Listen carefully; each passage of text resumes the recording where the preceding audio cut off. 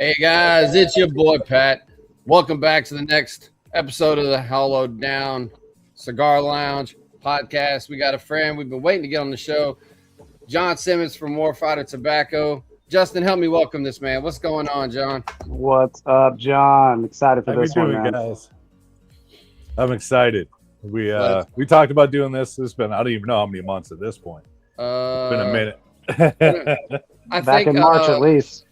Yeah, because officially, I think we kind of steamrolled this at NFG back in March. I think is where we finally had the real conversation. So, Yep. So officially for 4 months, and then kind of solidified it when I ran into a PCA to make sure we could still do the thing. So here we are, and so this is not a review. I'm sorry. Go ahead. I was gonna say, what do you guys think of PCA this year? Man, I'll tell you. So this is the first time I've actually finally been able to go. Oh, okay. So it was a new experience for me because the last, like 4 or 5 years since I really kind of got into that side of things, I just haven't been able to go. Yeah. And, me being in Shreveport, it's not that big of a deal to get to New Orleans. So I thought last year I could go, and then I still couldn't go. So very overwhelming getting to go in a good way. It was a pretty dope experience for me. I went and I spent a little time helping Aventura, just some good friends there, and then kind of as a thank you for a few things they've done for me, and then got to spend a couple days just running around talking to everybody. It was a pretty good experience, man. I ain't gonna lie. Nice. Hoping it's not a one-time thing, me getting over there. I'm already looking to Vegas for next year. So Yeah. no. I wish it was still in New Orleans. I'm not looking forward to going back to Vegas. Oh, I bet not. Jeez. Yeah. What's up, Rancy? Welcome to the show, brother. I'm just over. I've been to Vegas way too many times in my life. Way too many times. And That's fair. Yep. It's draining. But it'll be fun. We got 2 years in Vegas, and then we go back to Louisiana for a year. And then who knows after that? They haven't released yet. Where's next? Yeah, now that they've started this rotation thing, I don't know what's going to happen, if it's just going to bounce or if they are going to start trying to make a circuit of some sort. No idea. I was not lucky enough to go to PCA. Our other host, Chad, got to go. Nice. Yep. What are you smoking, John? I am smoking one of our new San Andreas cigars. Oh yeah, And I need to get my hands on those. You are smoking a cigar that was a one-time release. So you saw. I did. I wasn't sure if you saw. Yeah. Yep. It was a one-time release. I got this from Forrest as a NFG 23 exclusive, I believe. Yep. Yeah. Yep. That was it. That was a one and done. Called Attaboy. Yeah, we were doing a little tribute to military working dogs. And so that is actually a San Andreas wrapper as well. Dude, it's so good. It's so damn good. It's similar wrapper to this guy, way different binder fillers. Yeah, I had one already, and it was really good. But this one has a more open draw, which I prefer, and it's smoking beautifully. It's definitely delicious. Yeah, you got a couple years of age on that guy. Mm-hmm. And it's super smoky. Like, look at that. Oh yeah. Yep. Yeah, Justin. I asked Justin what I was like, man, what are we smoking on the show? Because we're not reviewing a stick today. We always come back and do that, and I was like, man, I'm pretty sure I'm smoking the night shift because it's I'm like 98% sure that's my favorite stick out of the line. Yeah. And he's like, yeah, that's pretty obvious for you. And I was like, what are you smoking? And he kind of ran around it, and then he told me what he was going to pull out, and I was like, man, we're not going to tell John anything. He's like, I'm just going to surprise him and see what happens. I was kind of trying to hide the band a little bit, and then I was going to work the way up, but you were like, I know what you're smoking. Yep. Because there's another cigar that has a band that's similar to that. But the colors are a little bit different. And so when I see it, if it looks like that one, I know exactly what cigar it is. Right. And there's another look at the band, you guys. It's an awesome cigar. It is. It's got three years of age on it. What's up, Gil? Welcome to the show, my brother. Gil. Gil and Ray, both in the Holodown family, joining over the show. But yeah, it's a toss up for me. I'm pretty sure Night Shift is gonna land as my favorite, but man, I tell you, it's tough. The Garrison Rosado is my probable number 2, and Really? Okay. I don't know what it is about Rosado. Like, there's a couple brands They're out delicious. there. I mean, right. That's And Scott's favorite, I believe. As much as I love MSA wrappers, just Rosado, man. There's a couple lines out there that, like, whatever they do, there's a Rosado and it just speaks to me. It's ridiculous. They're really good, and I feel like some people avoid it, and I think they just don't know what it is. For a while, like, our Rosado is one of our slower moving cigars, and like, it works that way, especially like at a shop, until we go in there and we explain like what it is, and then we have people try it, and then all of a sudden they're just like, "Oh, this is delicious," and I'm like, "Yeah, we've been telling you that for years." Right. Yeah. I mean, it's some things you just don't know till you know. Right. But yeah, we kicked out 2 other cigars this year too. Our 10th anniversary. Hell yeah. So this now brings us up to 2 different Sumatra wrapper leaf cigars in our lineup.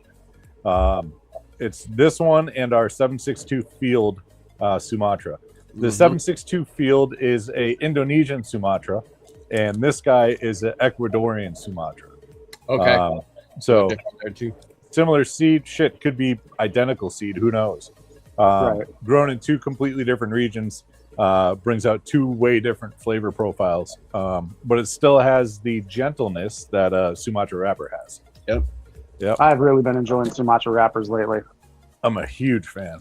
Yeah. I have our 762 Field every morning with a cup of coffee. I don't think there's a better pairing out there. So mine's going to be the... Go ahead. Go ahead. I was going to just move on to the next one, but let's keep going. Yeah, go ahead. No, go ahead. Move on to the next one. So then we did our 5th edition Victory. And so this guy, as you can see, it's a shaggy foot. So we cut that wrapper a little short, and that was on purpose. So that way you get binder filler flavor profiles for about a ½ inch. And then that wrapper kicks in, and yeah, it was very nice. Yeah, I love a shaggy foot. Our Victory is a Brazilian Matafina wrapper, Nicaragua binder filler, and it's a 6x54. And then this year we only did on our 5th edition, a 350 box run. That's it. So we only have like, I think 80 boxes left. So last year was the 4th edition was a Torpedo Toro, right? Yeah, it was a closed foot Torpedo. Okay, yeah. Yeah. That was a great blend. Oh, yeah. Did correct me if I'm wrong, but you said those 2 were technically your release for PCA this year. Is that? Yeah. So, our San Andreas and 10th anniversary, we were definitely a release for at PCA, and then our 5th edition Victory, it just happened to be ready about that same time frame. Gotcha. I didn't even have a box, like a sample display box, nothing of the Victory. And it was just orderable. That was it. And so we pre-sold about 150 boxes to retailers. And then we had our San Andreas and our 10th anniversary available as well. But I had samples for those and displays. We just didn't have all the inventory in stock at that moment. But, That's fair. Yep. No, all I was going to say is the 5.6 Connecticut shade is like my number 1. Okay. And then after that, I'd have to say the Redacted and then the Night Shift. Nice. Those are top 3 for sure. Those are fantastic cigars. Yeah. Oh, you got a Redacted too. Hell yeah. Oh yeah. We were at the NFG where they released it. So I was smart and bought 10 when you could, And then I slowly gave them away to the group in the show, and I think you saw the review that we did. That's a phenomenal cigar. Dude, It really is. So with that stick, fantastic. we did a soft launch with that at NFG last year, and I think that was like March, I don't know, 14th or something like that. I can't remember. Sometime towards the early, beginning or early part of March. And so it was a ticketed event, so you had to have a ticket to get in there. That was the only way you could get a chance of getting it. That was also the only time that they were for sale. Right. And then on April 1st, we turned them into our event cigar. Yep. And so that was it. If you didn't buy them at NFG that year, you can never buy them again. They're only event sticks now. I think I am down. You guys aren't doing the website sale anymore? Mm-hmm. Yeah, we're doing that. Still doing that? Okay. Yep, the first of the month. That's every month. Yeah, and you buy, what is it, buy 5, get? Yep, so buy any 5 cigars on the website, warfightertobacco.com. And when we fulfill your order, we automatically put a redacted cigar in it. You don't need to put a code in it. There's no redacted cigar listed on the website, so it's not like you can even add it to your cart or anything like that. Yep. And we've been doing this since April of last year on the first of every month. And so we got it pretty dialed in. The only requirements that we have is your order has to be time stamped on the 1st. Mm-hmm. If it's 3 o'clock in the morning on the 2nd, if it's 10 o'clock at night on the 31st, like, sorry man, it's only on the 1st. Yeah. But yeah, so, and the reason we did that on the website is, I know that there's people that have not been able, in the 10 years we've been in business, they haven't been able to make it to any event that we've ever done. And we want the consumers to get their hands on this. So that way they're like, oh shit, this is good. This is really good. Now I have to go to one of these events so I can get more. Pre-COVID events were awesome. They'd be packed houses, a shitload of people there and just slinging cigars. And then after COVID, people are like, no, I'm going to be a recluse. I'm not going to go out. I'm not going to go to public. I'm not going to go to do these events and things.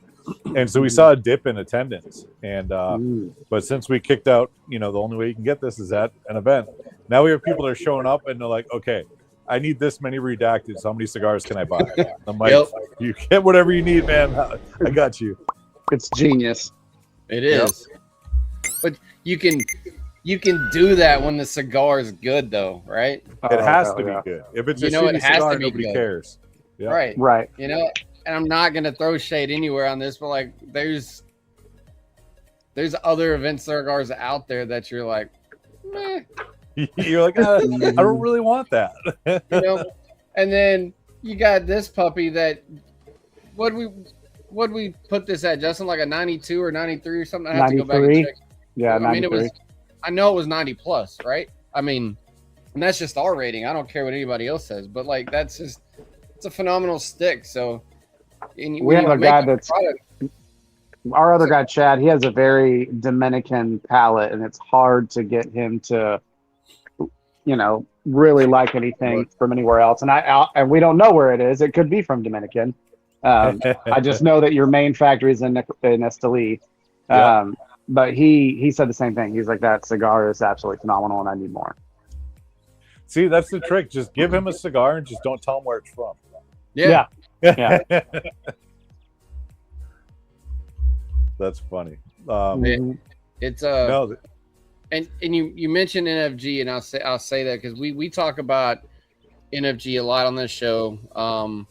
It's just an event that Justin introduced it to me a few years ago.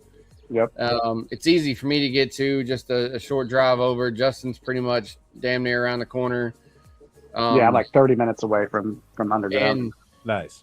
We've got, if you're a watcher of the show, we've got several of the people that y'all see on the show came from NFG, and that's where I personally got to meet Jon a couple years ago. We didn't talk about the show or anything then. That wasn't a conversation point until this year, because we were hashing out our remote recording stuff back then. But NFG is just kind of a good hometown reunion event. So it's crazy that the things that you run into there, the people that you meet. So we talk about it often, and that just happens to be where we met you personally, at least. Mhm. Yeah. No, NFG, that event is one of the smoothest run events that I've done in this entire industry. They got it figured out. Yeah, they do. I mean, they've been doing it a while, Mhm. but they got it figured out. It's really smooth. It's easy, and they got the space for it. Like it's just a lot of fun. Yeah, we've gone into the detail how the stickers and the checkout work, and it makes it super just Yep. circular and very, very fast. Yep. Yeah, it's a good time. There's Eldon. He said NFG is a fantastic event. Yeah, Eldon comes down comes up from Houston every year with his wife. And as a matter of fact, he was in the picture with all of us when we took that big huge group picture. Okay. Yeah, so. And Yeah. Gil as well came from Louisiana, and so did Ted. Nice. In fact, it won't take me just a second to do this because I'm glad you brought that up, Justin, because I'm slacking. NFG this past year, we, excuse me, kind of on a whim at the end, we grabbed the people that were there from Hollow Down and all the reps that had been on the show before, which obviously John was included. And now you can put the picture up. Yep. There you go. So good group. Just a good Yeah, group. that was fun. And it's just a lot of good people that we have become friends with, which is pretty good. So it's not the only cigar event in the planet, obviously, but it's just a good one for us because it's just, man, it just feels like friends and family there, So It's still hard to believe that Mad Money is taller than all of us. I know, right? I still I can't remember that lady's name, but she was all the way on the left, and she had a very appropriate shirt on. Carol, that's Eldon's wife. Yeah, she's a hoot. Oh, let's see. But she's covering up the best part of it. She is. We're gonna say, she said it starts with "I'm not a gynecologist, but." So let your imagination handle the rest. Yeah, she is actually a school teacher. She is freaking awesome. She's the best. We love her to death. I was talking to her at NFG, and she was telling me that, and I was just like, "You are amazing." And she's like, "What?" And I'm like, "Just the conversations that we've had, and the fact you're wearing that shirt, and you're a school teacher." And I'm like, "Yes." Like we need more of you in this country. If we all grew up with a school teacher like that, we all be a little bit cooler, right? Oh, yeah. She's a force of personality, man. She's good people, and yeah. But you said something else, and I don't want to I don't want it to be like I'm just rehashing what you say, but I kind of wish Chad was here for this one because you again talked about COVID, and it is ridiculous how many people have come on this show the last couple of years and referenced changes that the business had to handle because of COVID. Oh, it was insane. It was insane. Yep. Yeah, I mean, like, just there's so many things that are just normal today that if you go pre-COVID and you're like, hey, we're gonna do this now moving forward, I would have been like, you can go fuck yourself. You know what I mean? Like, that's the stupidest thing in the world. I don't know why you'd even think of doing it like that, And now it's just the norm. Like, well, because of COVID, now we got to do it like this. And everyone's like, oh, COVID. Yeah, okay, cool. We'll do it like this now. Oh, man. It's just like turned into a catchphrase. Like, it drives me insane. I travel a lot, obviously, doing events, going to shops, sales trips, going to the factory, the whole nine. You're all over the place. And I'm all over. I was in Montana. I just landed from Montana. What day is today? Today's Wednesday, right? Yeah. I got back from Montana on Sunday night actually take it back. Monday morning about 1:30 in the morning. And 7 o'clock tomorrow morning, my flight takes off to go to Honduras. And then in 2 weeks after I get back from that, I'm going to Alaska. And then a couple weeks after that, I'm in Arizona. Then you got a Montana trip planned too? What's that? Montana? Aren't you going to Montana? I was just there. Oh, okay. You were just there. Okay. I just got back from Montana on Sunday. Hey, Justin, these things on the side of your head called ears, you can turn that valve on. Hey, buddy. You're welcome. But like, even like I flew to Montana, right? And I think of my layover was in Denver. I got off the plane in Denver, and no bullshit, within 30 seconds of walking through the airport, I see about 15 people that have masks on. Mm. Pre-COVID, the only people you saw with masks on in an airport were Asian. Yeah. Right. That was right. it. Like, Yeah. call me whatever you want to call me. That is facts. Well, that's No, that's the norm for them. You know, Yeah. that's culturally expected. And they, like, you knew it. You understood. They're like, oh, yeah, that makes sense. You know? Right. But now when I see somebody with a mask on in an airport, and I'm like, you fucking pussy. Yeah. Like, God. Yeah. I feel the same way. My favorite one is when you're driving down the highway and you look over and there's somebody in a car by themselves wearing a mask. I love it. So Yep. ridiculous. Not to get on the COVID mask pedestal here, but No, it makes my day. I was going to ask you, how cold was that water in Montana? So it was tricky. So I went up there. I was up there for I think 4 days, and I did 2 events. We sponsored like the pre-party that they had. And Montana is very interesting, right? You can't smoke inside the cigar shop. Oh. They have the Clean Air Acts that they pass. They're very specific. You can't smoke in an establishment if they are open to the public and or if they have employees. What in the world? Essentially, you can't smoke inside of a business. Yeah, that's Yeah. what it's structuring. Cool. That it's got to be a Got it. private property type. Now, those Montana boys, they march to the beat of a different drum, right? Yeah, they do. There's a cigar lounge, great lounge, looks awesome, set up, beautiful, humidor, the whole nine. You walk around the corner from that, and there's a private cigar club that is not open to the public and has no employees. Can't buy cigars in there, but you go around the corner, you can buy cigars, and then you can buy a day pass or you can buy an annual membership. Either way, whatever. Right. And then the coolest thing is, like, I was in Missoula, and it's Fool's End Cigar Club, and the cigar shop is out of the box cigars. So if, let's say, you moved to Missoula and you're like, man, this is awesome. I love this. The club, the members are great. This is so cool. Are there any other places like this in the state? And they're going to be like, yep. Almost every major city has one. And all the people in Montana that own those clubs and those shops, they're all friends. Nice. Right? So if you become a member at one of them, you now have access to all the other ones in the state. No shit. Almost all of them, your door code works on all the other ones too. Oh, it's like There's a community pool house. Yeah, you got to give them a heads up, and then they're like, "Oh yeah, cool, here you go." I was like, "What?" I'm like, "That's dope." I'm like, "That's cool." Yeah, Ray So- just said this. I was thinking it sounds a lot like Utah. When, Yeah. Yeah, the apostate guys were telling us about how things are in Utah, and it's very similar. It's like you can't smoke in places, and it's Utah's bad. weird, man. Yeah, Well, especially for the three of us, we're down here in the South. We're like, it doesn't matter. Like, yeah. so it's hard for us Especially to in wrap our head Texas. around this stuff. Yeah, Yep. I mean, just be respectful of people and do your business, right? Just Right. it's kind of the two rules that really matter, We freedom the fuck on down here. right? Yeah, we do. I Yep. mean, That's why I moved to Texas. I mean, yeah, Yeah, y'all's It's, story uh, is great. you know, it's nice. Even though right now we're kind of underwater a little bit, it's still awesome. Yeah, we got a lot of rain today. dude, Oh, I saw y'all had a tornado.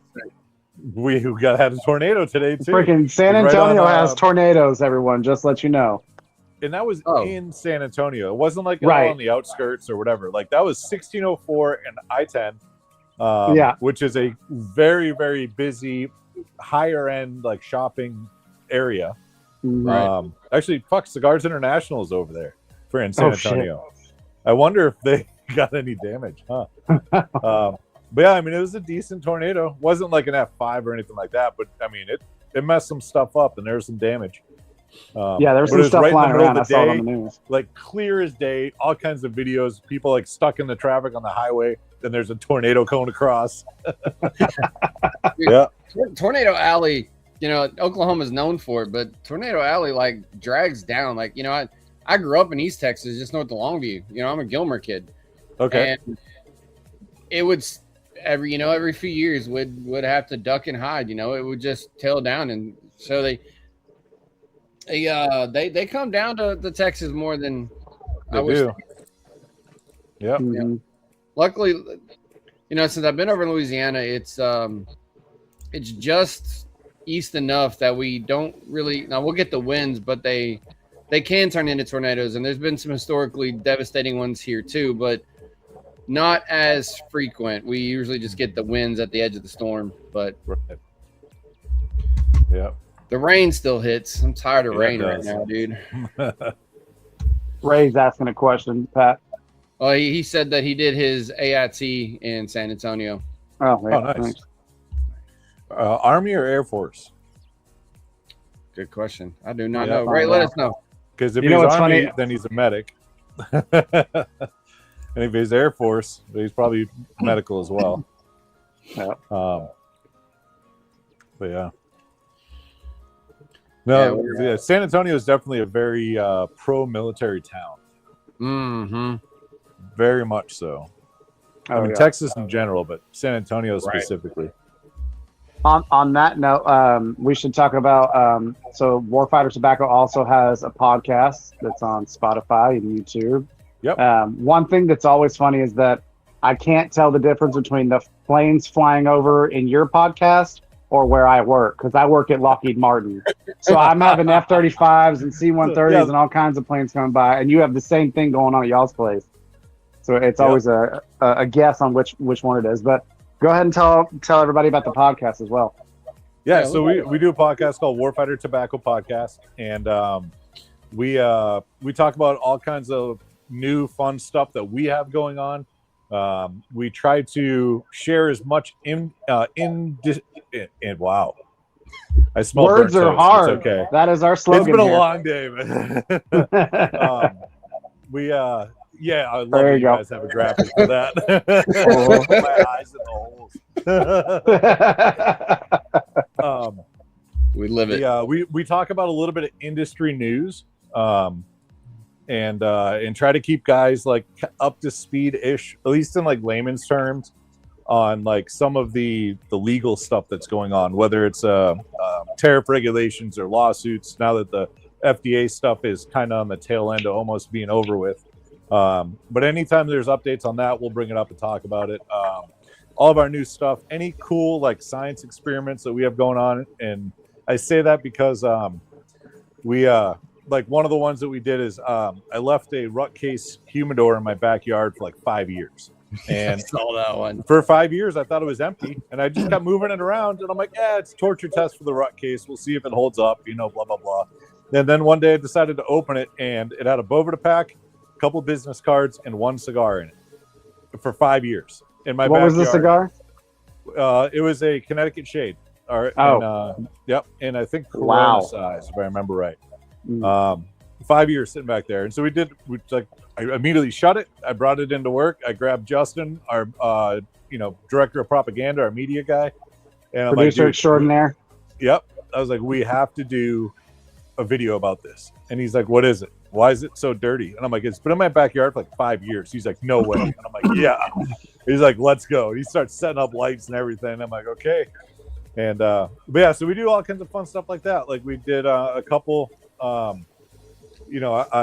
found some cigars in my truck, and I smoked them just see if I could or not. We did put a humidimeter on them to see if they held moisture or not. And then we purposely threw cigars in my truck and let them sit there for like 4 or 5, 6 months. And then we put them in the humidor and we measured them every week to see how long it took them to come back to like the right humidity levels inside the cigar. Right. And then we smoked them, throughout the period, and we smoked them at the end. And just a lot of fun stuff like that. In some of the earlier episodes, I smoked a bunch of cigars backwards. Including the night shift. Yeah, and that's a unique experience. We put that candela on that night shift on the cap, so that way you don't light it on fire. I'm just not a big fan of candela. I know there's some really, really good candela cigars out there. We say the same thing. Yep. But it's just not my cup of tea, And so I smoked a night shift backwards once, and You get that big candela hit right up front, but it changes the flavor of the whole cigar. I mean, it's not bad. It's just like, I know what this should taste like, and this isn't quite there. Right. Yeah, we've done all kinds of fun stuff. But yeah, so that's the long story about our podcast. No, that's great. You guys have a great podcast. It's very informative. You give up, like, I kind of told the guys we wanted to kind of do the same thing on our podcast as far as cigar news, and we talk about those things. We talk about the age restrictions and the aging out of tobacco laws and stuff like that. Same thing you guys did. So I got to get homage to you guys, because we kind of took that from you guys, and we do the same thing. We just shoot the shit, and we talk about all kinds of crazy stuff, kind of like when you guys do on the other. I know it's not Warfighter, but it's the Freedom Fred podcast, and you guys want something to laugh at. Holy fucking shit! That show is a shit show. And it's hilarious, but they do the same thing. They bring up a topic and then they just veer off to God knows where. But we have a saying that we started. It's just, this is just a bro hang. We just happen to press record. So that's what's going on now. We're just smoking some cigars. And those are the good things to watch, man. I mean, it's just like it's just like you're getting together at the lounge. Whatever the hell is going to come out your mouth is what's going to happen, right? And that ends up being some of the best conversation ever, right? Like, there's times where you got to bring up stuff that's specific or that matters, but I mean, it's kind of stuff that pisses you off and stuff that makes you happy and stuff that makes you think. The sauces and kisses episode really threw me off too. I was like, damn. I was like, so what's your answer? You have to get rid of one for the rest of your life. Are you giving up kisses, and all forms of kisses, or sauces? You can never have any sauce ever. And go ahead. For example, like biscuits and gravy. Gravy, that's considered a sauce. The sauce. Can never have it again. Like, so, I know my wife is probably watching this, and she is a saucy lady. So I don't think she would give up the sauces. And y'all talked about this. You can lick, you just can't kiss. Nope. So I think I would have to do the same. I think I couldn't give up the sauces, and I don't think my wife could either. And it's not just like, okay, well, like, I can't kiss my wife or my girlfriend. I can't kiss her on the lips. I can't kiss my kids goodnight. Right. You can't kiss anything ever for the rest of your life. And nothing can kiss you. No, it's all kissing is gone. Yeah, but you get all the sauces. I'll tell you what, I'm a fat kid at heart, and I'm okay with licking, I guess, because I'm not giving up sauces. Yeah, I think me and my wife would look at each other the same and be like, well, it was nice kissing you while we had it. Seriously. Hey, we're not giving up my for life. Yeah. Now, like, don't get me wrong, like, I'm a big fan of kissing, right? Yeah, of course. Bigger fan of sauces. Bigger fan of sauces. Priority levels. So it's that kind of stuff, and we say the same thing on our podcast. So I wanted you to give a chance to shout out all the podcasts and all the channels and stuff. It, man. Yeah, it's a good time. Ray did say that you hit it on the head. He was an Army medic. There we go. There we go. Yep. Yeah, and the Warfighter podcast, a lot of people, and you mention this all the time, it's not just for veterans, it's for everybody. Like, I'm a red-blooded patriot. Like, I didn't join the service. I work for Lockheed Martin. I do my part that way. Pat, on the other hand, was a Marine. That's what he does. So he understands the lingo that you guys talk. I'm kind of like, I have no idea what the fuck they're talking about, but you know a lot hilarious. Of it. You're around close enough. You know a lot of it. Right. Yeah, I do.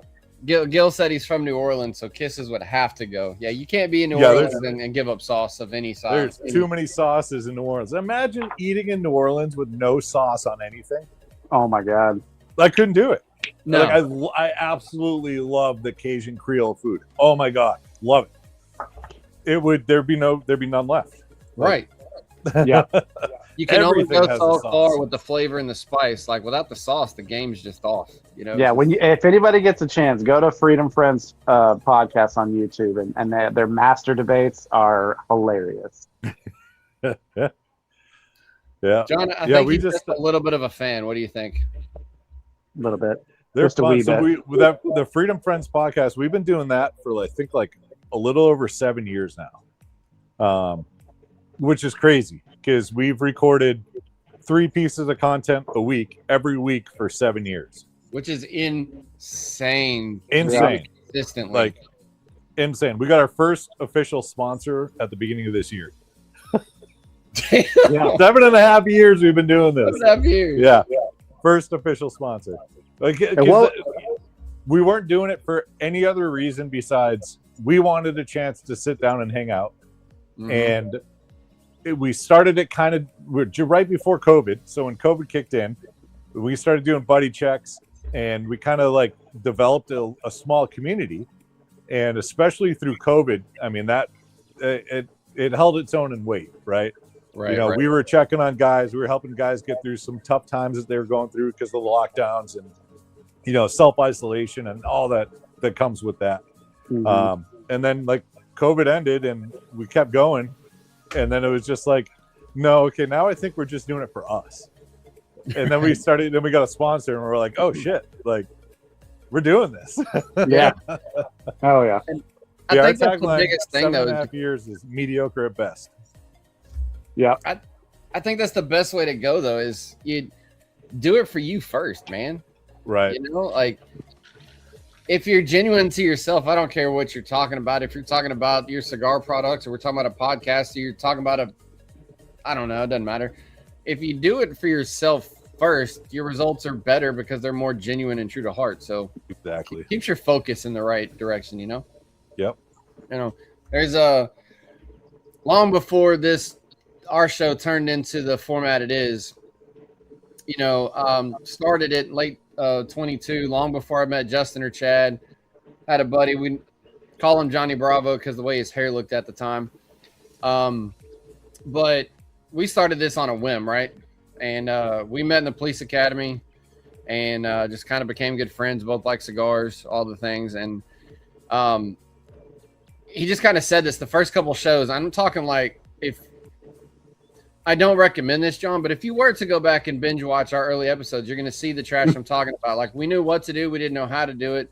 I had like the first show is filmed on a tablet leaned up against the water bottle. Like, I mean, you know, you start somewhere. And They say the same thing about their show. I mean, you got to start, you know. Yeah. But That's the thing, right?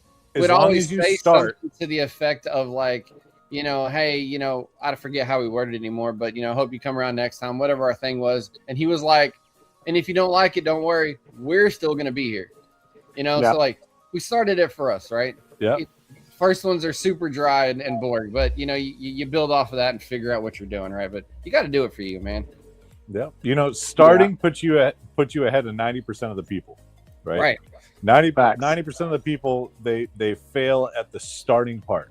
They're still planning, right? They might plan for 10 years. That's Oh, it's true. not ready yet, right? Or you just start and you figure it out as you go, but you know what? You started, Right. You know, when we started the Freedom Friends, we had 4 different microphones. We borrowed a mixing board. We had 1 camera, and it wasn't good at all. And like we'd go live on Facebook, and we'd literally be on somebody's cell phone. And so we're all like, all lean back so 4 of us can fit in the frame. We're talking Yep. bullshitting, Yep. and then we're like, oh wait, and we're like reading a comment. And we're like, oh yeah. I'm doing that right now because I'm on my phone. I'm like, Gil said, oh, Dude, you can tell. And I'll throw this real quick. Dale Hively coming on the show. It's Oh, what's up, Dale? Him and his wife. Dale. He's got a.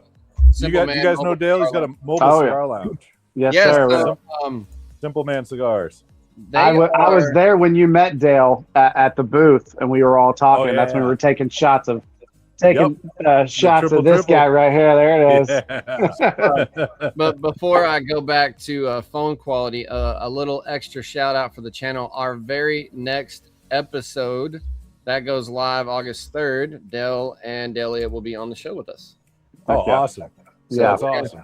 We're going to talk about their mobile cigar lounge and how that whole atmosphere works in the industry. So be good. Good people right there. Yeah, they are. Also met them Genuine. at NFG, if that will surprise you at all.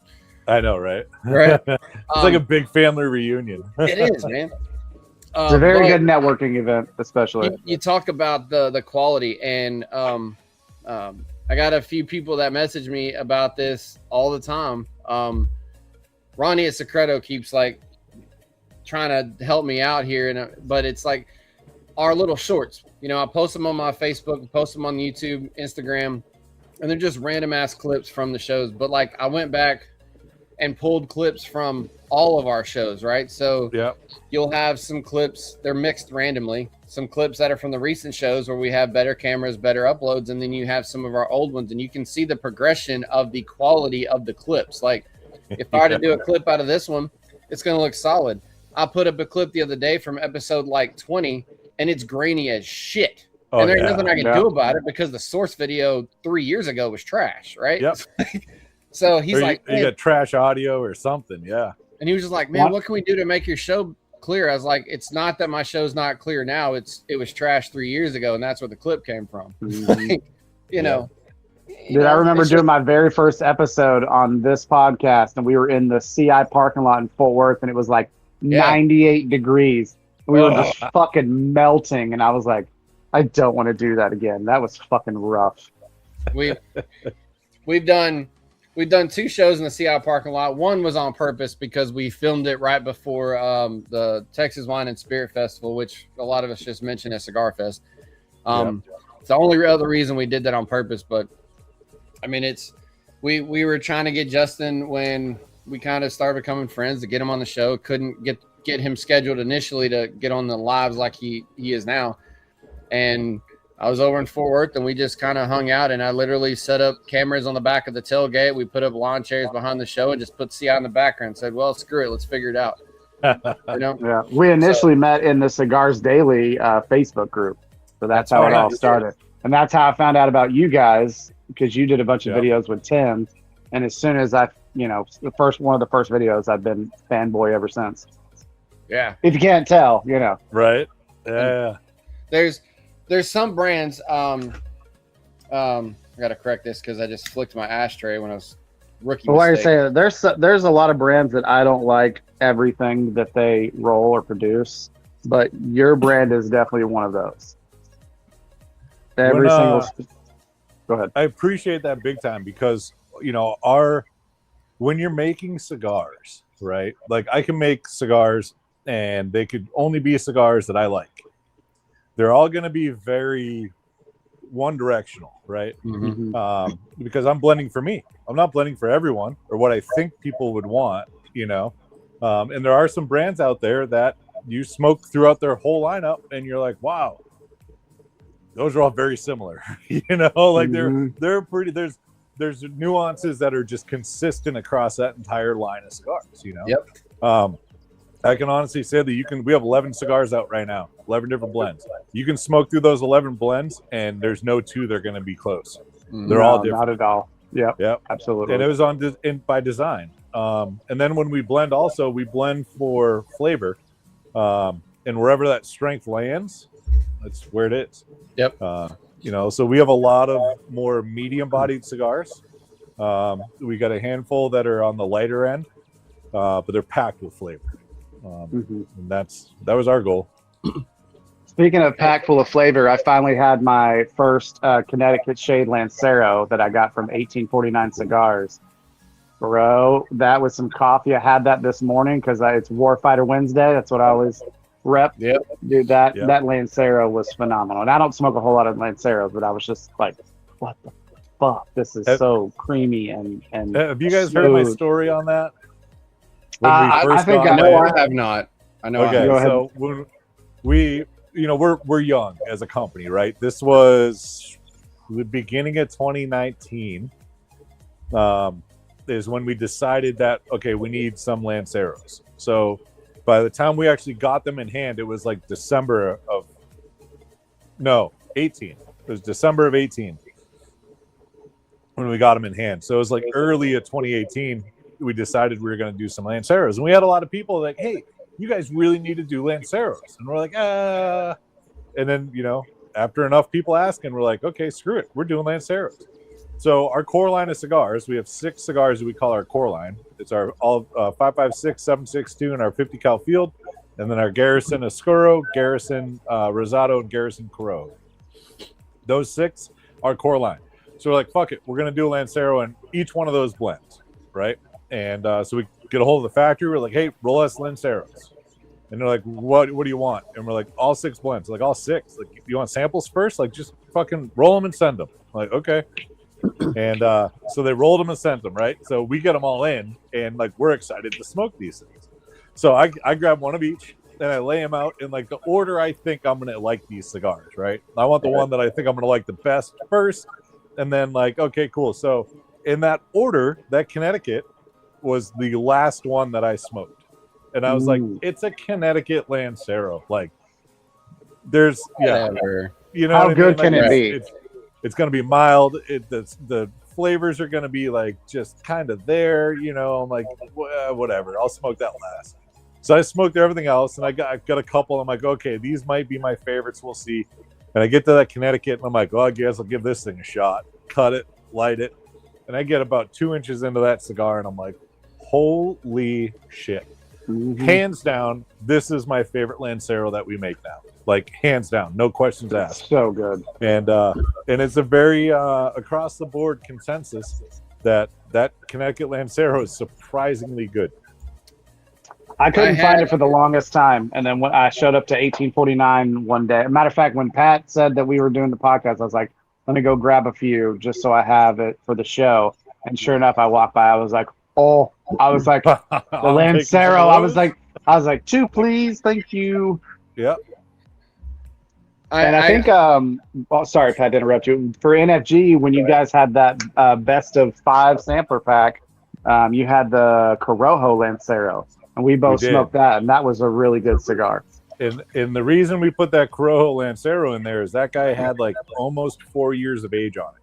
Yeah, I was going to say 5 years. Yep. Yeah, I think you said 4 or 5 years. Yeah. Yeah. Sorry, Pat. I didn't mean to interrupt you. Go ahead, Pat. No, you're kind of going where I was, because I was saying that Corojo Lancero was the first Lancero that I smoked, and it kind of surprised the hell out of me how it behaved. Because I don't do Lanceros hardly ever. That's the complete opposite spectrum of Pat. He does Gordos. So for him to smoke a Lancero, he was like, oh yeah, you're asking a lot. Toros are technically small for me. I smoke a lot. I smoke heavy. I smoke fast. Yeah. And I just have big bear paws. So like I said, my first Gordo ever had nothing to do with the blend and what I know now. It had to do that Coronas were like, after I smoked it, my hand was like angry at me, right? You know, yeah, so it's kind of it's the cigar that fit your hand. He felt sissy. Yeah. I mean, you know, so I do smoke a lot of, I mean, every size at this point, Toros, Robustos, Lanceros, whatever, right? But and Gil said he loves Lanceros. They were like probably the very last size I ever smoked, industry wide. But my go-to is Gordos just because I always smoke. But you say your favorite size would be a Gordo, like a 660, right? Yeah. Okay. Yep. What about Justin? What about you? What would be your favorite size? Corona. Okay.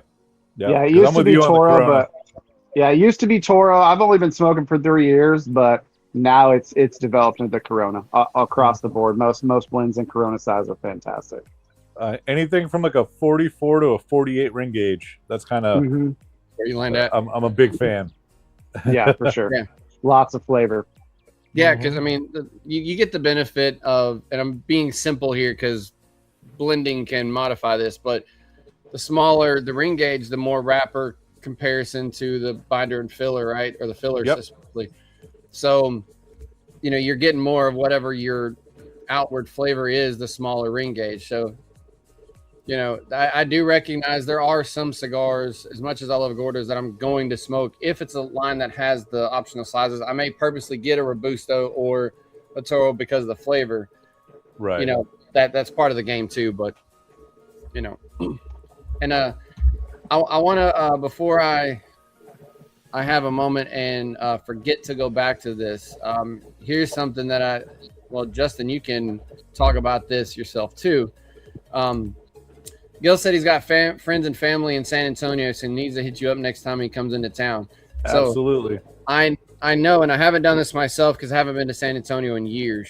So Gil, I need to do the same thing. But you can actually go and visit y'all's place because I've seen people do it. Justin's done it. I know y'all are very welcoming. So absolutely. We got we got a big warehouse, and inside that warehouse we got a bunch of office space. We have actually technically now we have 2 podcast studios. One of them we used to just call it the podcast room, and it's set up to film. That's it. And then the other one we just built at the beginning of this year, and it's a lounge. It's just not open to the public. Right. And so we built what kind of cigar company are we if we don't have a nice, lounge style room to smoke in at our headquarters, right? Right. And so we put in a couple of recliners and a couch, and we put in some air filtration or ventilation, and painted the walls nice and all that fun stuff. Yeah, y'all's new setup looks great. But that's where we do the Warfighter podcast, is in that one. And then once you get out of like the office area, it's literally just a big open warehouse. And in that big open warehouse, we built essentially a box in a box. We built a massive walk-in humidor inside our warehouse. It's completely separate, humidity, temperature controlled, the whole nine. And that's where we store all of our cigars. Up front by the offices, we have a couple like cabinet style humidors. And so we do have cigars available for purchase. But we, our walk-in traffic, our foot traffic that's not where our bread and butter is in the business. Yeah. We, there's some days where we don't have anybody that walks in, and it's great because we get a whole bunch of work done. Right. Yep. And that's also why we don't have a lounge open to the public. I know me personally, and I'm speaking for the other guys. If we had a lounge open to the public, we wouldn't get shit done, and we would just hang out in there and talk with customers and smoke cigars all day long. Yeah. And there's a lot of tools laying around. Not the best place for a cigar lounge either. Yeah, we we have a really, really nice alarm system, cameras. Our alarm system's tied in with the local law enforcement. They get a call the same exact time that I get a call if anything happens, which is amazing. And it's also bad. Like if our dumbasses forget and we trip the alarm, cops are showing up. You know what I mean? But we have a lot of inventory, a lot of cigars. We have a lot of stuff in that building. And, that's another factor of why that's not a lounge open to the public. Right. Yep. Yeah, I came down to San Antonio. I've told this story before. Matter of fact, I think I told it on the redacted review. I had to go down to San Antonio for a reason, and I was like, the Warfighter guys are down there. I was like, I'm going to go inside. And sure enough, I go inside. I'm thinking I'm going to see all the guys there doing a podcast, and then there's just Dave. He's like, hey, what's up, man? And I was like, nothing, man, just in town. We're trying to just check out the place. He's like, you want a tour? And I was like, fuck yes. I was like, let's do this. So I got to see the ins and outs of the podcast that I listened to. It was pretty surreal. And he showed me the humidor and all that, like you said. And I think you and Scott were in a meeting in the Freedom Friends podcast room. Okay. And I was like, oh, man. I drove all the way down here, didn't see him. And then I got in my truck. I bought this shirt. I bought some sticks. And I was sitting in my truck pointing in my GPS. And all of a sudden the door swings open and it's John. And he's talking to the dude. I'm sitting there on my phone. And I was like, oh, they're free. And John looks at me and I look at him. And then I look at him and he looks at me. And I'm like, wow, I don't want to make this awkward. I better get out of my truck and say what's up. And even then, I still made it fucking awkward because I was fanboying out, even though I've met you guys a few times. It's just like, you see people that you watch every day. It'd be like meeting Joe Rogan. Not that you guys are anything like Joe Rogan, but we're way, there's a little bit mediocre shit show podcast, just like we are. But we just now started to get that like an NFG. We had a few people come up to us. One guy said my name and I was like, how do you know me? He's like, the podcast. And I was like, what? I was like, that's not happening. I'm like, we are nobodies, but it's a cool feeling. So that's how I felt when I went to the warehouse. But you guys were very inviting, very open, very informative. And snapped a picture and got the fuck out of there before traffic got real bad. And I didn't take the toll, but I still like bobbed and weaved through traffic and made it out with pretty good timing. That's just the community aspect, man. I mean, that's all that is. Mm-hmm. No, when we started, right? We started in 2016. And like everybody has other companies or other businesses or people that they look up to. whether it's on a personal level, on a business level, whatever it is.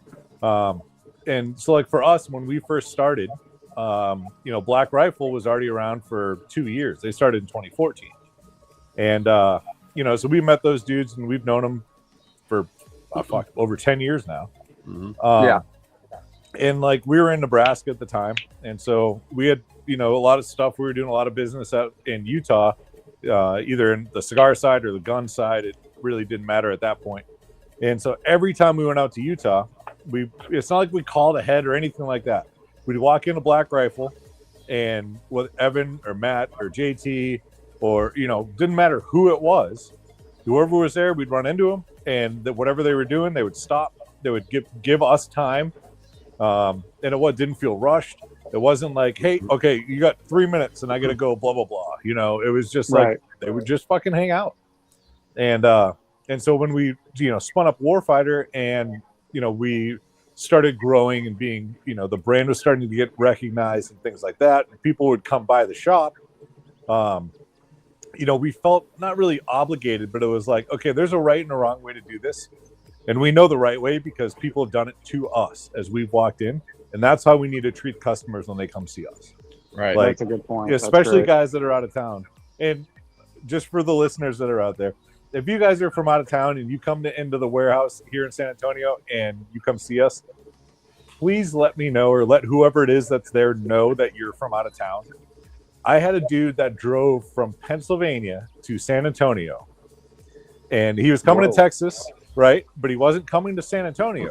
He came to San Antonio specifically to come to our shop, right? So we brought him in, gave him the whole tour. He got some cigars, and he's about to walk out the door and leave. He was there maybe, 6-7 minutes, right? Oh, damn. And he's like, yep. Then he's like, well, about to get back on the road.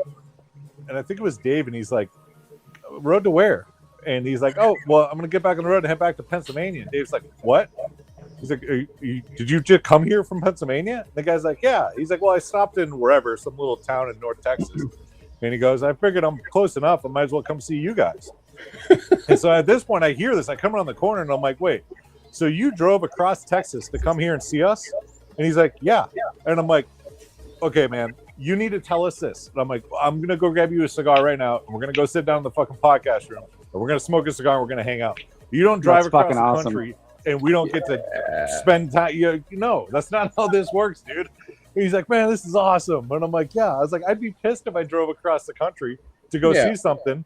28-hour drive and you get 4 minutes, right? Yeah, And I'm like, no, dude. I'm like, come on, let's go hang out. And, he probably felt how I felt because, I only drove 4 hours. That's nothing compared to him. But, I felt the same way. There was a point where I was talking to Dave and Justin, and I was talking to Justin about photography and videography, and there was, a moment of silence, and I was like, well, all right, I'll let you get back to it. I know you're busy. And I felt like I was intruding on you guys' work, but that's good to know that you guys are so open and friendly that. Yeah. So I guess next time when I come down, I'll be like, let's go smoke a cigar. Yeah, absolutely. And I'll be like, cool, let's go. Yeah. And we're not we're kind of off the beaten path, right? We're not right on Main Street or, a big, huge sign in front and everything. We're kind of the industrial area. Yeah, we're in an industrial park. Half the buildings on that street are owned by the city, and we don't have a big sign. Our windows are wrapped, but it's mainly for privacy. Mm-hmm. Like I was saying earlier, where it's, if our business was to stay alive purely based on walking traffic, nope, wouldn't be right. Right. I'm glad that we have the option to be able to, have cigars available at our headquarters. It's kind of because of the state of Texas. We had to get a retail license, so if we have one, we might as well have cigars available. Hell yeah. But yeah, do you guys ever think about doing events at the headquarters, or do you guys do events? We've thought about it. It's hard, we're in San Antonio is technically considered South Texas. Mm-hmm. It's hot, it's humid, swamp ass. Yeah. And like I said, we have offices and they're air conditioned, and we have our big walk-in humidor and it's air conditioned, but the rest of our shop, it's not. Yeah. And so I can attest to that. there's like 6 weeks a year that it's perfect weather back there. Other than that, it's cold as fuck, or it is a million degrees. Yep. Yeah. So we've been kicking it around. Like we were years ago, we were kicking around doing something where we tied in a nonprofit. We had food trucks and we had like a DJ and all kinds of like not events but like activities and things, and trying to coordinate everything and then make the schedule work for everybody. And the date just kept getting pushed and pushed and pushed. And finally, it was just like, well, I guess maybe we'll try it next year. It just doesn't ever get there. I'd like. It's a lot. I get it. It is. I just, I want to make it. If we do one, I want to make it where it's, say somebody like even Justin, for you, like you drove 4 hours from DFW to come down for it, right? I want to make it worth your time.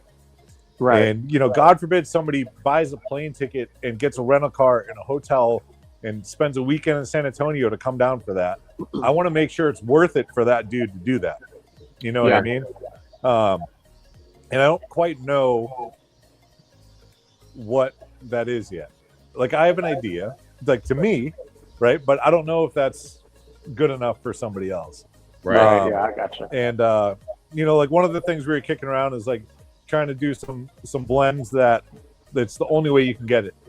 That's a great idea. Exclusive to that, or something, custom shirts, or have a band or something, just something to make it little like, Army Green Men band or something like that. Kind of play on words. Yep. Yeah. We just haven't figured it out. A lot of logistics go into that stuff too. Right. Shit. And then at the end of the day, Warfighter Tobacco is a business, right? And so every once in a while, business actually gets in the way of doing the fun stuff. Yeah. Adulting. Yeah, it sucks, but it's a necessary evil. Gil said he would drive this over year for that if you did it. Right. And that's the thing, right? It's trying to figure out that combination of making it worth it for that consumer to make the trip there. We could do something local, but I don't know. I feel like I get what you're saying. That's kind of what we did with NFG. Like Chad had been wanting to come down and meet us because we all did digitally. We never met in person. We were trying to find a good excuse, and I was like, come down for NFG. Warfighter will be there. A bunch of other vendors will be there. I'm like, just come on down and do that. And then Gil and Ted came from Louisiana. Pat came from Louisiana. It was worth it. So I get what you're saying. That you want to make it worth people's while, their money, their time, because time is money. Time is precious. Yeah. Yep. But that, I can't get 16 other brands. They're gonna be like, you want me to do what? Right. You want me to go to another brand's headquarters and like, how do you want me to do this? Right. And then I thought, like, okay, well, maybe we invite the local shops, and the local shops can set up.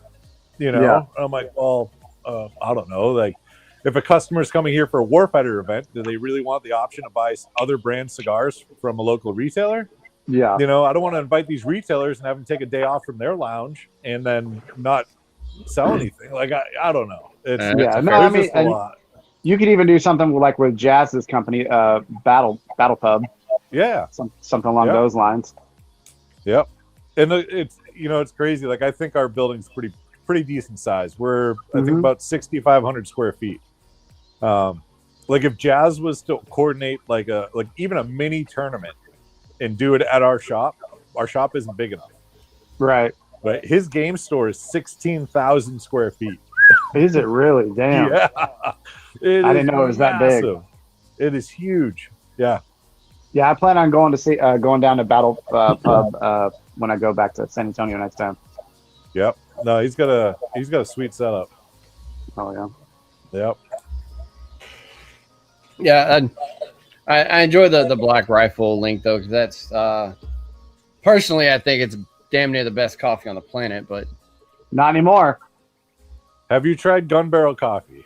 I haven't. That's what I was going to mention, John. I've seen it, and I think I've seen it because of Justin, but Yep. I have not had it yet. So You're welcome. It's a prior military dude. He's up in Illinois. I think he's just outside Chicago. And like when we had our original phone call, because he's our first official sponsor. We had original phone call. You know, we're explaining it to him. We're like, look, man, like we are like the definition of brutal honesty. You know, our listeners, they've been listening for so long. Like we can't try to bullshit if your product isn't good. Right. It sucks, but like, I'm sorry, man. I was like, so if you want to send us a care package and we'll drink your coffee and then we can circle back, have another conversation, you know, and then go from there. And that way, like we know, and you know, and nobody's going into this blind. Fair. And he literally goes, he's like, nope. He's like, I believe in my coffee and I know it's fucking good. So I'm going to sign this and I'm going to sponsor everything and I'm going to ship you guys coffee down. Wow. And we're like, oh, okay. And that's why like the first episode we did that we had their coffee on it. And we're like, we're brewing it right now live and we're going to drink it now. We're going to tell you how it is. And if it sucks, like, hey, sorry. And we made coffee, and we drank it. And I was like, fuck, this is good. And then I went through their whole lineup. I got my favorites now, but I was like, yeah, like he makes damn good coffee. So what is your favorite? Black Rifle coffee's bad. What's that? What is your favorite from them? The Little Rocket Man. That's right. I think I heard you say that. Yeah. It's their espresso blend, and I've been on the little mocha pots, like the Bialetti little, you know, coffee makers. I've been like solely using one of those for almost 2 years now. And so the finer the grind, the better tasting coffee you get out of that, right? So when you do like an espresso grind where it's like almost like a powder, you know, you're getting a way better flavor using one of those mocha pots. And so I was running like Cafe Bustelo and all these, like, you know, they've been around forever coffees that who knows if they're fresh or not, but whatever, they taste okay. And so I went through Gun Barrel's whole lineup and I get to their Little Rocket Man. I made a cup of that. I poured on my Yeti. I jump in my truck. I go to drive to work. And I'm like halfway to work and I just pick up my coffee and take a sip. Totally forgot, right? And I know what Cafe Bustelo tastes like. And it's not what I just drank, but what I drank was absolutely wonderful. And I was just like, okay. But yeah, the dude makes great coffee. Sal Dazzo is his name. Oh, yeah. Oh, definitely. You're talented that much. I'm going to have to go. And I was just kind of peeping on their website where you're talking and gunbarrelcoffee.com. And I did not said new introduction to me because Justin had mentioned it, but I haven't tried it yet. I didn't realize how many blends that they have. So you definitely got a bunch. You got a bunch. So yep. No matter where you fall on your preference list, man, they got something for you. They got a new one they just kicked out. I just saw their social media post, and we haven't gotten any bags of it yet. There's a small batch, and it is it's got like a jalapeno and something else. Oh shit! Like, yeah, I saw the label on one of their social media posts today, and I was like, oh, okay, I think I got to try that. It's Sidewinder mango jalapeno tequila. Yes, shit, that one. Interesting. Yeah. I don't know, but I know the rest of the shit that he makes is good, so worth a shot. Yeah. I say if you like everything else, it means it's worth trying, right? Yeah. Yep. And there's a discount code, John. Oh fuck, I don't know what that is. Justin puts that out. I think it's either Freedom or FTFO or something like that. Yeah, one of the two. You get like a 10% discount. Right, and if neither of those work, just send them a message and they'll get back to you, or hit up Freedom Friends and we'll get back to you. But yeah, that'll work. I can't remember. I should know this. My bad. You got too much to remember, man. You got too much on your mind, too much ahead. Well, we got, when we were talking with Sal, we're like, hey, like, what do you want the discount code to be? Be whatever you want, man. Like, you tell us, because you're going to create it on your website, and we'll pimp it. And so we gave him some examples, and then he sent us whatever he wanted, and that's what we used. So because I mean we're simple. We're prior military Army guys, except for Mike, Right. he was a Marine, and so like freedom the fuck on is one of our taglines. FTFO. Yeah. And so that, in my opinion, that would have been the discount code. Right, but for some reason it's different. Yeah, Yep. I think it's like Freedom 10, maybe. I think maybe something like that. Yeah. By the way, your new ads are great. The coffee one, and then I think both of the coffee ones when you're like, "Fuck Kevin" or something like that. That shit's hilarious, dude. I was like, the ads are the best ads. They're the best. We if you're not having fun when you're doing it, what's the point of doing it, right? Exactly. Right. Yeah. Yeah, I mean, I think it was when we did a show back in May. We smoked the dumpster fire on a show. Me, Justin, and then we brought Madison Money. He was just shooting the shit with us. And He's a good dude, a genuinely good dude. He's a good dude, and I respect the fact that he's got his own line, he's got his own cigars, but he supports the industry. So like he's jumped on a few times with his stuff that had nothing to do with his brand, right? Yeah. And I think that's just kind of cool because that's not many people are going to do that for obvious reasons, right? And his brand is 262 Cigars, by the way, for anybody listening who doesn't know. Absolutely. Yeah. And but we in that show we were talking about some of your ads and your videos, and we actually threw in your torture test on that rug box, and it was like, this is the funniest shit, dude. Yeah. Like, I got a video I did years ago too. We took one of the smaller sizes of those rut cases, and I ran it over with my truck. And at the time, I was driving an F-250, and I still use that humidor today. It works. That's just fucking fine. awesome. Yep. Well, Pelican said they're crush proof, and I'm like, bet. let's find out, right? You can say anything you want, but does it hold up? And you can get those rut cases on warfightertobacco.com for all your smoky treats. We actually have them in stock right now too.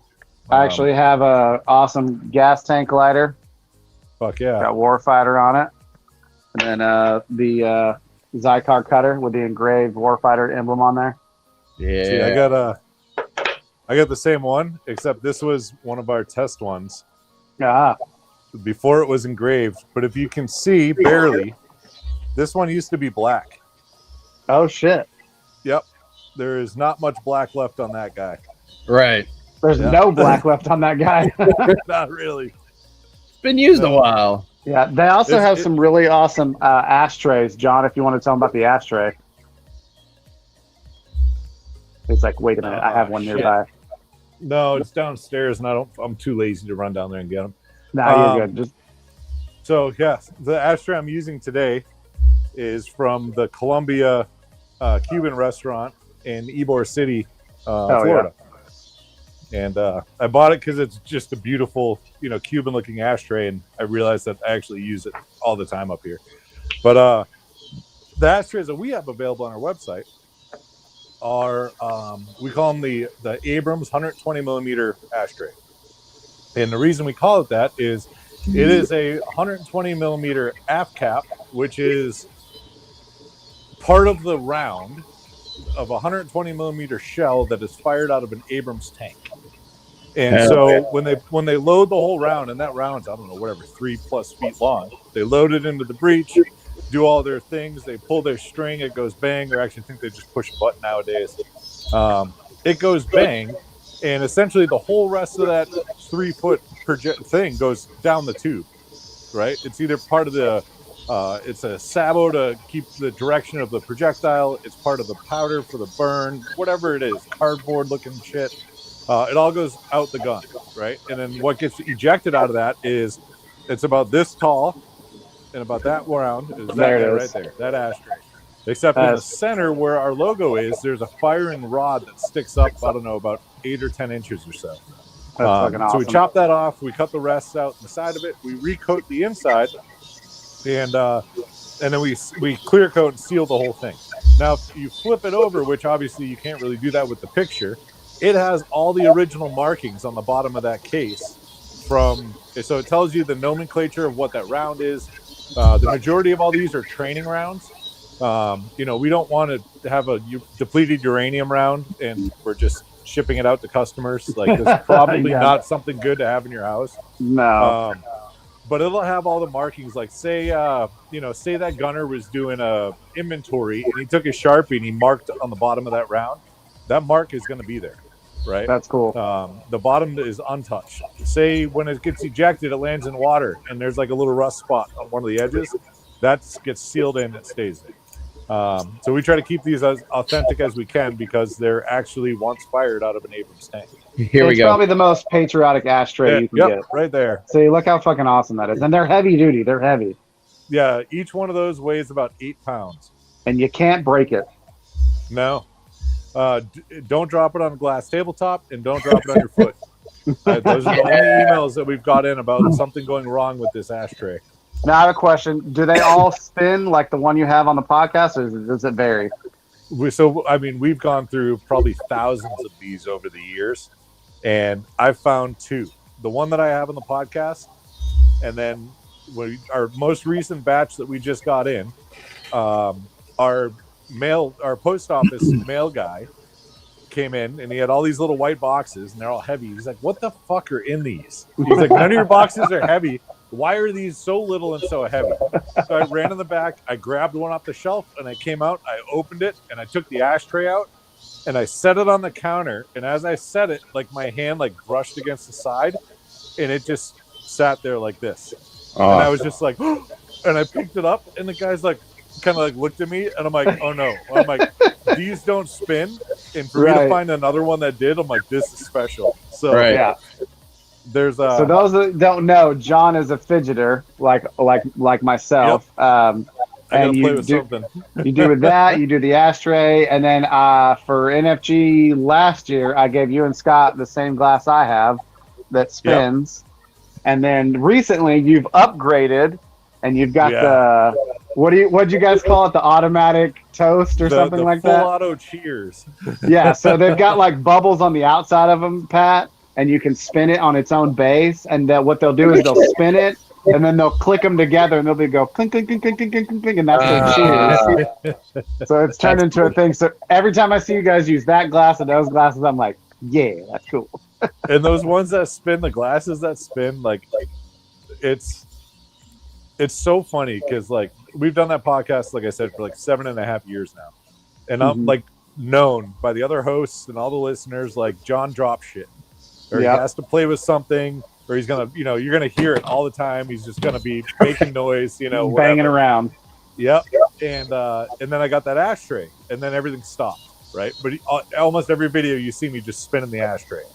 And then we got those glasses, right? First, there was one you gave us, and I'm like, "Oh, this is awesome."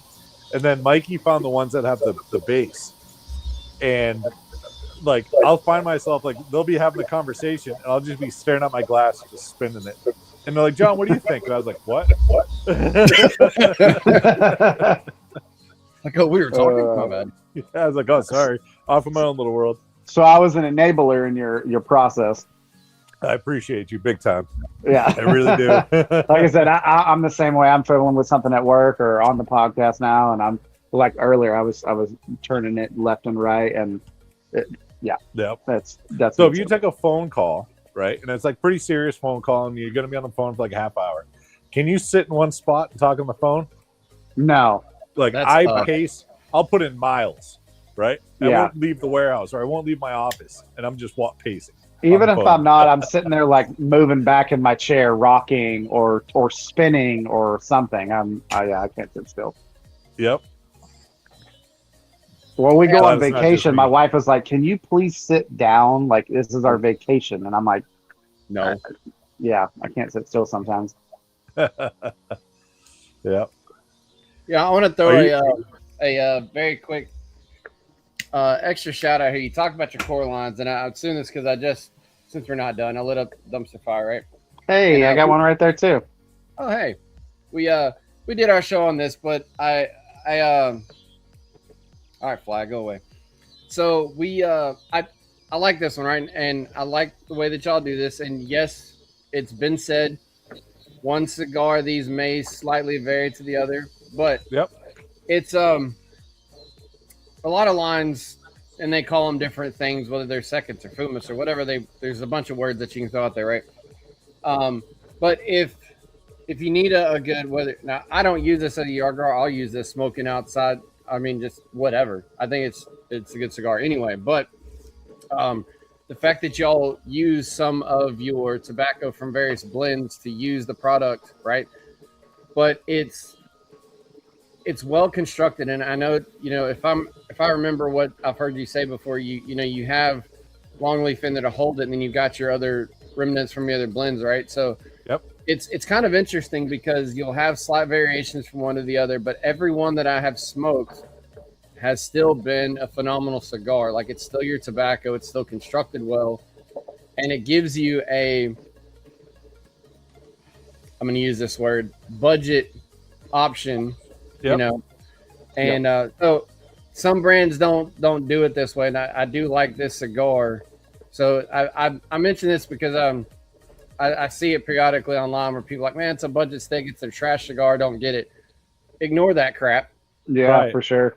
Yeah, Right. ignore that crap, and that may be true for some other options where people are just throwing their scraps out. That's not how they handle this one. So I like the way that y'all have done your budget smoke here. It's still a phenomenal cigar. So I'm not gonna lie, I've taken that cigar and didn't have enough time to smoke it all, so I cut it straight in half, and I smoked the side with a cap, and I put the other side just somewhere, and then I was driving home one day, I was like, oh, the fucking cigar, and I was like, oh shit, yes I do. And so I just took the other side of the cut part of the dumpster fire and just lit it up and had a nice little short smoke on the way home, and it held together for being at a short filler with long filler cigar, because most of the times you cut those Cuban sandwiches and they just fucking shit everywhere. Yep. the way that the factory is building this one for you is still done very well. You know, at the end of the day, it doesn't matter if it's, you know, one of the budget cigars, one of our more cost-effective ones, or like our Victory cigar, which is going to be our most expensive offering. Right. The same amount of effort gets put into making all the cigars. You know, like that wrapper leaf that's on that dumpster fire is good enough quality to put on any other one of our cigars. Right. So it's not like when we picked out that wrapper, we're just like, just give us like the medium to low grade stuff. Like, it's just on a mixed filler anyways, you know? Right. Like, we believe in truth in marketing, hence the name Dumpster Fire. Yeah. Right? Yeah. You know? But at the end of the day, we still have to put out a good product. You know, we're a veteran owned company, and our target demographics our target customers are, you know, prior military, active military, first responders, you know, and as amazing as those human beings are, they eat their own, right? Yes. If you say you're veteran owned and you put out a shitty product, they're going to let you know, and they're going to let their friends know, and everybody else, right? So, you know, for us from day one, it's like we can fuck up everything, but we have to have a good product. If we don't have good product, like we can't do anything with it, right? We're dead in the water before we even started. So with that dumpster fire, that's why we put the long leaf, you know, pieces on the inside, right? It does help drastically with construction. It does help a little bit with the consistency of flavor from stick to stick. Even though all the mixed filler, the short, you know, tobacco that's on the inside, who knows? It could be, you know, super heavy from one blend, or they could do a really good job mixing it, and it could just be a little bit of everything that day. Like, who knows? And then we use a really nice Habano wrapper on the outside, right? And I was just about to ask it. I thought it was Habano. I wasn't 100% sure off the top of my head. But, you know, it's also another reason why, as you know, for a mixed filler cigar, it is a little bit about $1.25 more expensive than the majority of the stuff that's on the market. But we put that little extra bit of love in there, you know, and that it costs us money. Yep. I mean, just I'm just scrolling. I use the box press app to throw a lot of my ratings on here so I can keep up with things. And I'm just scrolling on the times that I've put this in the app, and every one of them are still mid to high 80s. Like, love it. And I'm a little brutal on my ratings. So, like, you know, for you to get to 90, it's got to be, you know, there's And a I appreciate publication that. out there that tends to throw ratings when money's involved, and I don't do that. We all know that. Yeah, I'm very Neither honest. do we. Right. I try to be honest about it. So to me, if it hits 80, it's a genuinely reliable smokable cigar. But to get to 90, like, you got to be stellar. And for a mixed filler cigar, I'm still putting this thing mid to high 80s every time. That's awesome. Just it's great. Love it. And Love it. I will say, before I knew you, before I knew Justin, before I really knew everything that is Warfighter Tobacco, I'd seen the line. I'd always pick one up and whatever. I'm not really sure yet. You're trying to figure stuff out. Yep. I'm 99% sure this was the first one I physically smoked because of the wrapper and the marketing and the whole dumpster fire effect. Like, it vibes, right? And so I'm pretty sure, I could be wrong, but I'm pretty sure this was the first Warfighter that I actually ever smoked, several years ago. Well, I'm glad you liked it, and I'm glad you smoked the rest of them too. Right. Yeah, it sent me down the rabbit hole and I think, except for the brand new ones, the Victory and the 10th, I'm pretty sure I have smoked all of them now. So the 10th just came out, and the San Andreas came out too. They re-released that blend recently. Yeah, our San Andreas, our current San Andreas, that blend, or let's say 98% of that blend was our old Hero Sport cigar. Okay. And but that cigar was tied with a nonprofit, and that nonprofit imploded pretty much like overnight. And we got stuck with a shitload of branded product that we couldn't do anything with, and it sucked. So we learned our lesson. But that was almost 3 years ago now. I think it's been a minute, and we've had so many people over the past few years reach out and be like, "Hey, when are you bringing that San Andreas blend back?" And we're like, "Yeah, we want to know too, because that was delicious." And they're like, "Yeah." And so this year was kind of like, okay, we're doing it. Like, we have to. We have too many people that want this cigar. So the only thing that we changed in it is the process that's used to process that wrapper. We changed that process just slightly, and that brings us back more towards the original flavor that we were intended to get out of that stick when we blended it. And I'm not saying that it's better or worse than the Hero Sports cigar. My opinion, I think it's better because it's exactly how we wanted it to be in the beginning. And it's just phenomenal. So Eldon, if you're still watching, because he's like, man, I want more Hero Sports, go get the San Andreas that just came out, and you'll get that cigar. Or damn close to it. Yeah. Yeah, I know that he's actually smoking the original Heroes right now. At least that's what he said he was going to do. He's like, I'm going to smoke the Hero cigar while I watch you guys on the podcast. Yeah, I saw that too. Yep. The good thing about having all that product and not being able to sell it is I have a bunch of boxes of the old Hero Sports cigars that are my personal collection now. They're just aging. You know what I mean? Yeah. And I saw some in your humidor in the warehouse, and Dave showed me. I was like, are any of those available? He goes, no. I go, damn. That entire shelving, that whole unit, none of those are available for sale. Yep. Got to keep some for yourself. Yeah. Oh, well, and it's funny, like when you look back, right? We've had some limited release stuff that we did years ago, and we didn't know at the time, and we don't have any of them. We have none. Like our first edition Victory cigars, I think I have 2 individual cigars. That's it. Oh, wow. The only reason I have them is I found them. It's not even like I was like, oh, I'm going to save these. No. Right.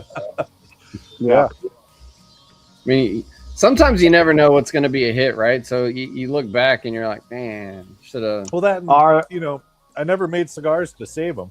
I always made cigars to get them out there and have people smoke them. Right. So it was never like, oh, let me pull this aside just for down the road, keepsake or whatever. Yeah. Are the new Victory cigars in the coffins like the other packaging, or are they different? No, they're not. So it is a 10 count box. And in that box, there's a divider between each cigar, like a wooden divider. Yeah. So every cigar has its own place to, sit in that box. But we did the coffins on the 4th edition. Yeah. And I'll lift the veil a little bit for you guys. And I think I've said it before on I think it might have been one of our podcasts too. We have our factory has its own box factory, right? So it's not like we're outsourcing to somebody else and hoping to like fit into production schedules and all that. Like they just make boxes for us. That's it, right? And it's nice.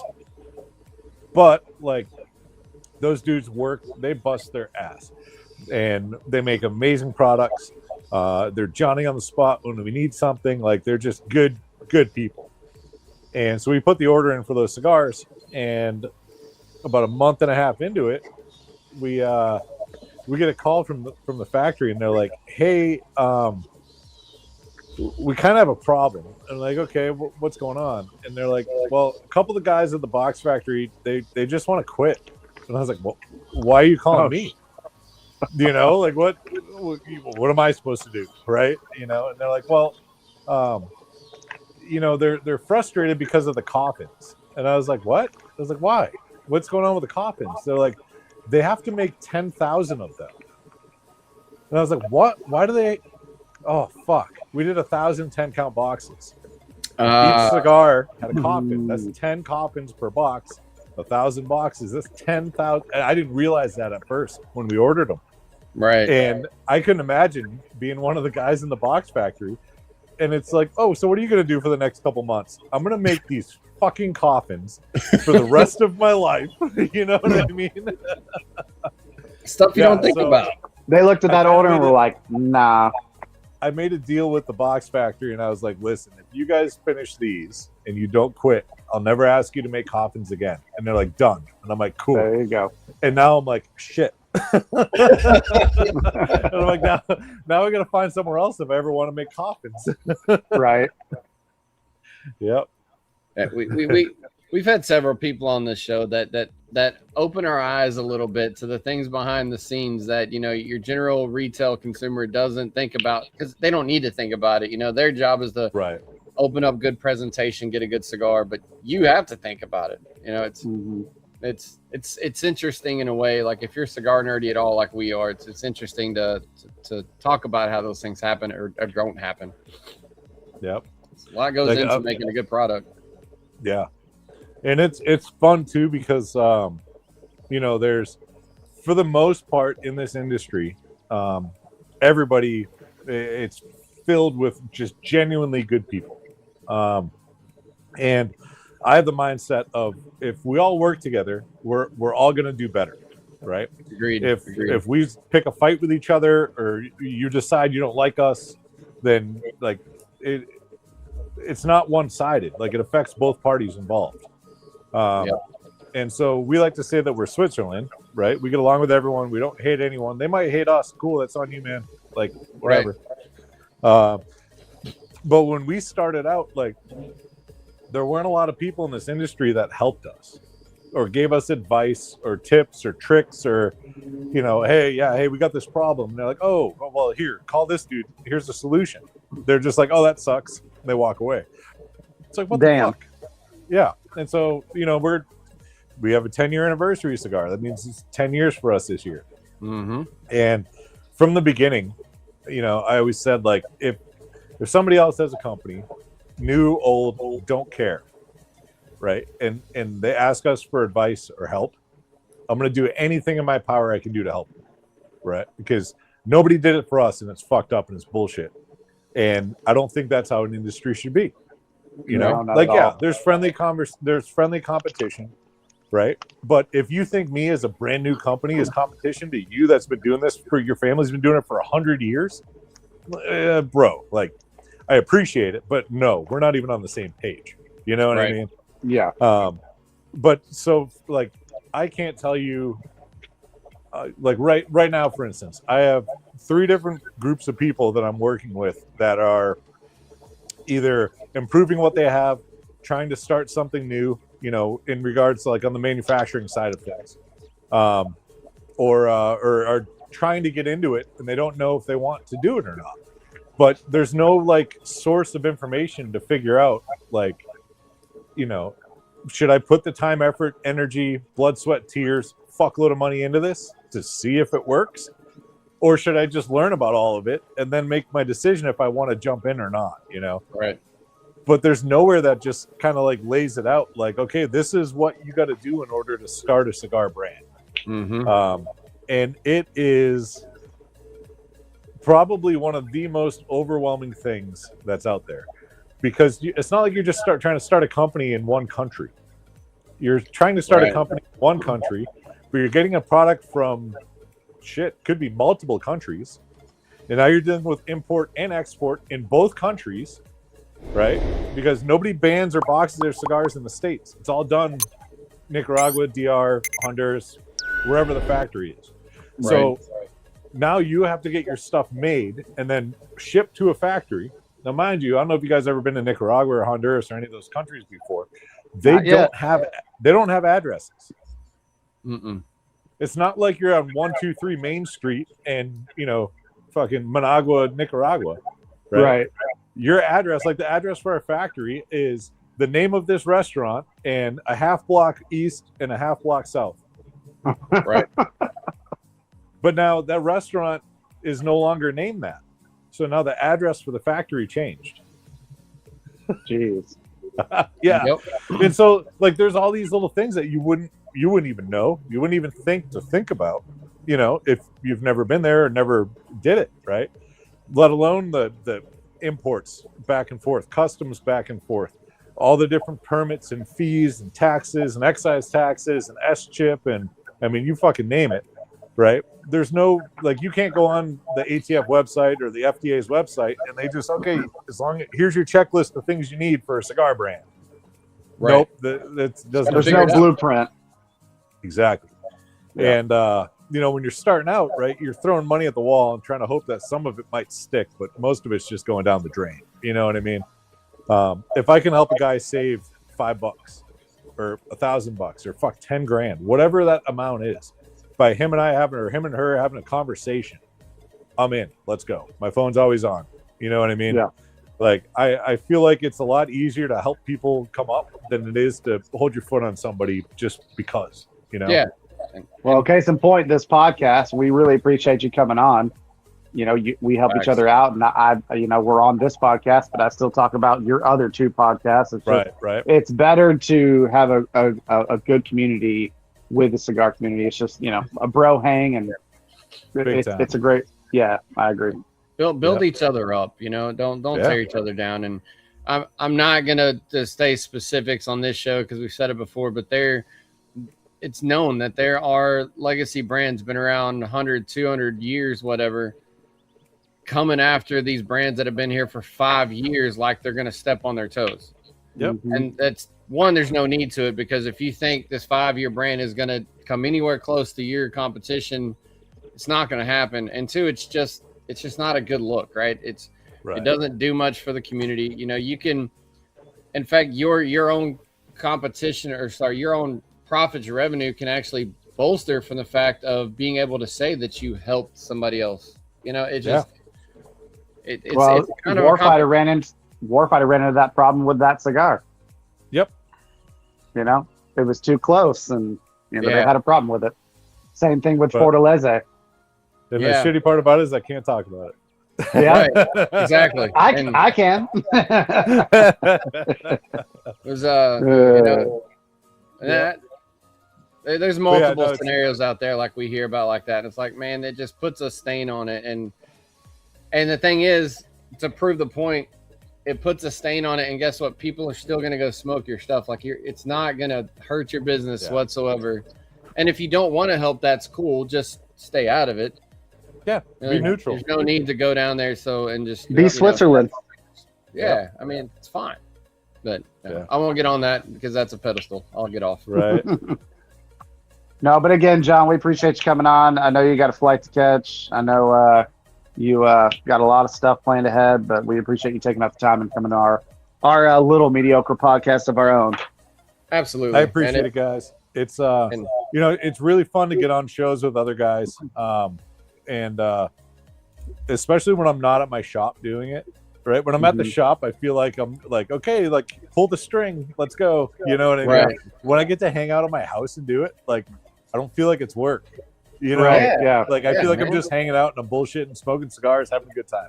Yeah, when you're at the shop, you're kind of autopilot because you do it all the time. But in your own home, on your own time, on your own rules, it's a little bit different. Yep. And just an homage to you as a person, which is we obviously want people to come on the show because we do our own review shows, but it's fun to do this. But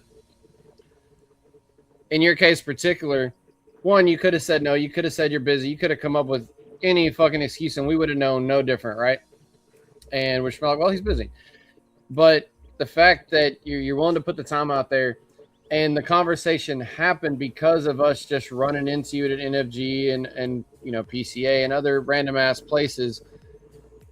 You didn't know who the hell I was when I met you a couple years ago because I wasn't doing this shit. Not to what we're doing now. But the second time I saw you, you didn't remember my face because of the amount of, or you didn't remember my name, the amount of people you deal with, but you recognized my face. And you're like, hey, bro, remind me your name. But you recognized and we talked like we've been buddies just because of your personality. So I try to remember one thing about everybody I meet, right? And now trying to trigger that memory so I can put it together. But names? Oh, I'm so bad with names. Respect. TBI is a bitch. Yeah, it is. Yep. So, but it is. It goes to the homage of your personality, your company, and among the reasons, we have different reasons for doing different shows. But one reason when to bring you on is just the friendship, whether it's professional or personal, that we've come to have with you, and it's a good vibe for the brand, and it's one reason we support it. And Justin is, I'm not going to take his thunder. He's the biggest fanboy of Warfighter we have. I appreciate it, big time. He wears his shirt often in shows, even when we're not doing Warfighter stuff. I mean, it's just, it's a good vibe. So we definitely appreciate it, man. So I'm glad that you had the time and took the time, especially knowing you got an early flight here in a few hours. So much mad respect to it, man. I appreciate it. Big time, guys. Thank you guys for having me on. And hopefully you'll come on again. Yeah, absolutely. You let me know when you want me on. As long as I get it on the calendar, I'll make it work. Cool. Right. Sounds good. Yep. If y'all watching the show, thanks for the comments. The communication is always good. We'll do like we always do with our live show. In a couple days, it'll get reposted as a shareable show. So if you want to share it to your friends or you just want to watch it again and laugh with us all over again, you're more than welcome to do that. So that'll be there in a couple days. But man, appreciate it. We'll wrap it up and let you go get ready for your flight, man. So thanks, guys. Yeah, I got to go pack a whole bunch of scuba shit. Yeah. and cigars. As a fellow and you two need to link up about that. Yeah. Oh, scuba? Yeah. Pat's a huge scuba person. Huge scuba guy. So awesome. Love it. But we'll do that off air. We'll talk scuba stuff. So absolutely, man. You guys hanging out. Thanks for showing up, hanging out with us. And till next time, y'all know the drill. Stay safe and hollow down. Freedom the fuck on. Fuck Freedom yeah. the fuck on.